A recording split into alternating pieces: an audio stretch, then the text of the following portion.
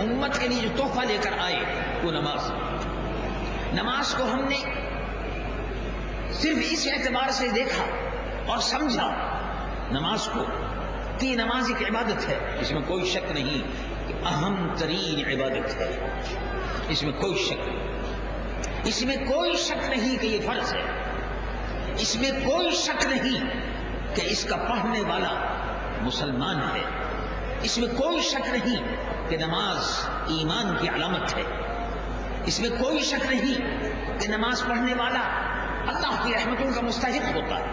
اس میں کوئی شک نہیں کہ نماز میں سر بسجود ہونے والا اللہ کی رحمتوں کا طلبگار بھی ہوتا ہے اور اللہ کی رحمتوں کا مستحق بھی ہوتا ہے، اس میں کوئی شک نہیں، اس میں کوئی شک نہیں کہ نماز دین کا ستون ہے، اس میں کوئی شک نہیں کہ اس کا ماننے والا مسلمان ہے اور اس کا منکر کافر ہے، اور اس میں سستی کرنے والا اللہ رب العالمین جل جلالہ وعلا کے نزدیک منافقین میں سے. لیکن اسی کے ساتھ ساتھ جہاں نماز عبادت ہے، جہاں نماز فرض ہے، وہاں اسی کے ساتھ ساتھ یہ تصور کیجئے کہ نماز میں پیغام کیا مل رہا ہے، نماز میں پیغام کیا مل رہا ہے، یہ تصور کیجئے. شب معراج میں اللہ تبارک و تعالیٰ جل جلالہ نے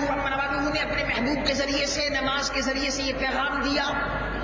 کہ مسجد کی صف میں کھڑے ہونے والے جتنے بھی ہیں ان سب پر جن پر نماز فرض ہے، خواہ وہ امیر ہو خواہ وہ غریب ہو، جو بھی مسلمان ہے، جو بھی غلام مصطفیٰ ہے، اس کو نماز پڑھنی ہے، اور جو نماز پڑھتا ہے اس کو اس بات پر بھی ایمان رکھنا ہے کہ ایک ہی صف میں کھڑے ہو گئے، محمود و ایاز، نہ کوئی بندہ رہا نہ کوئی بندہ رہا.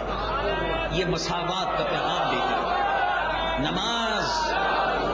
نماز مساوات کا پیغام دیتی ہے. نماز مسجد میں جب نمازی کھڑا ہوتا ہے، بادشاہ کی کوئی جگہ مقرر نہیں ہے،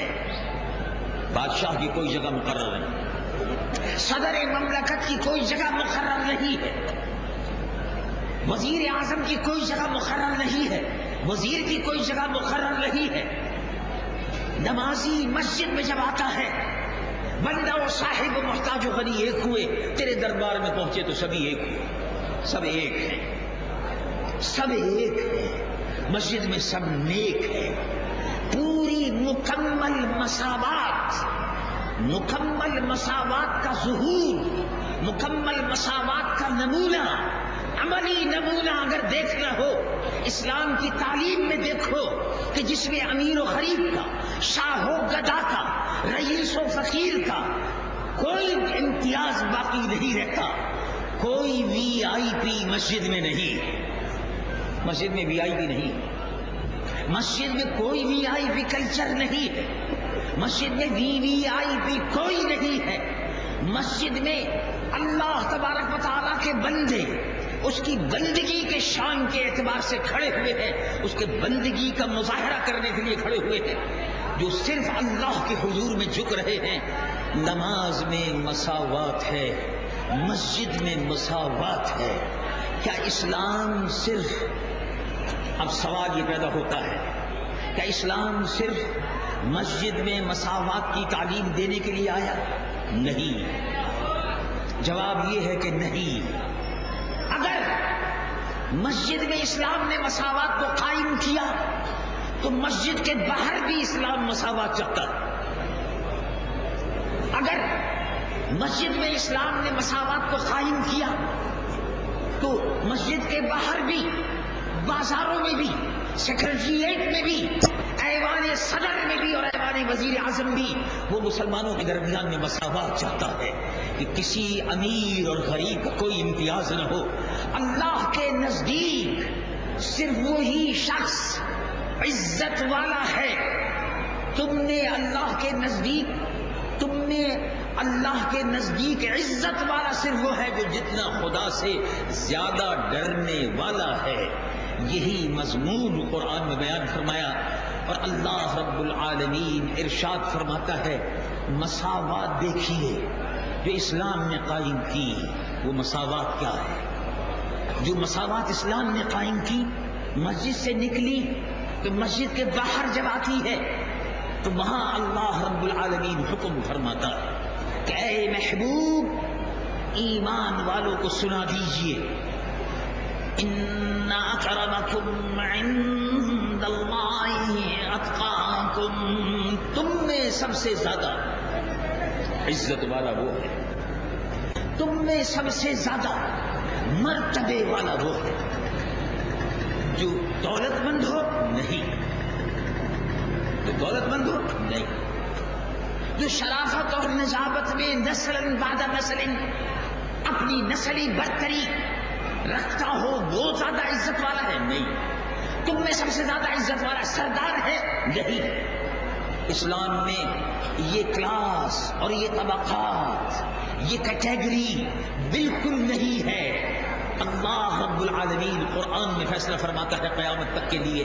کہ تم میں سب سے زیادہ عزت والا جو ہے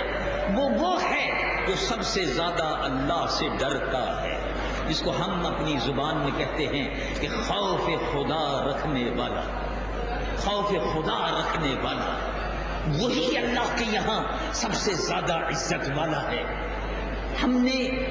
اسلام کے چاہنے والوں نے شب معراج سے یہ سبق نہیں لیا کہ حضور پرنور سید العالمین محمد رسول اللہ صلی اللہ علیہ وسلم کی امت، اس میں اللہ تبارک و تعالی نے مساوات کو قائم کر دیا، برابری کو، اور یہ بیان فرما دیا کہ کسی قسم کا کالے میں گورے میں لا فضل لعربی علی عجمی۔ رسول اللہ صلی اللہ علیہ وسلم نے حجۃ الوداع میں خطبہ دیتے ہوئے آخری حج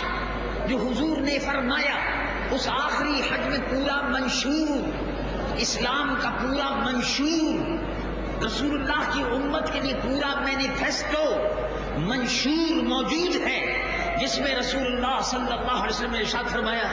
لا فضل لعربی علی عجمی، عربی کو عجمی پر کوئی فضیلت نہیں،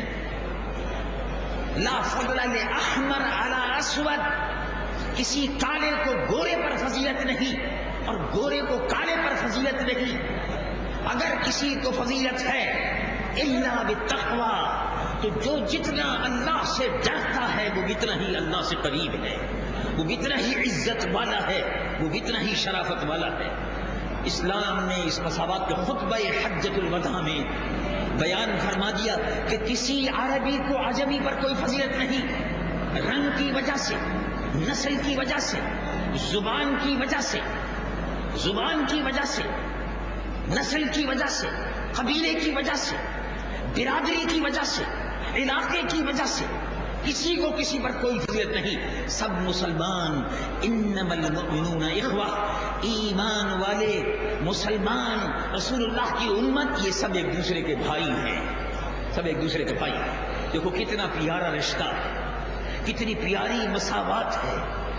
برابری کا کتنا عظیم تصور ہے، مساوات کا کتنا بڑا تصور ہے۔ مسجد میں جو مساوات قائم کی، بازاروں میں بھی، کوچے میں بھی، ارباب حکومت میں بھی، ایوان صدر میں بھی، ایوان وزیر اعظم میں بھی، ہر جگہ اسی اصول کو نافذ ہونا چاہیے تھا کہ ہم سب مسلمان ایک دوسرے کے بھائی ہیں، کسی کو کسی پر فضیلت اور برتری حاصل نہیں ہے، اب سب کے حقوق برابر ہیں، سب کے حقوق برابر ہیں۔ ہم نے یہ تصور مٹا دیا، لوگوں کے حقوق کو غصب کرنا شروع کر دیا۔ اسلام کی معراج کے عظیم فلسفے کو،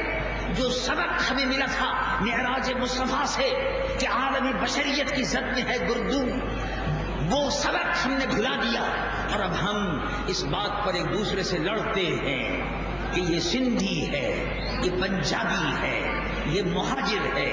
یہ اردو بولتا ہے، یہ پنجابی بولتا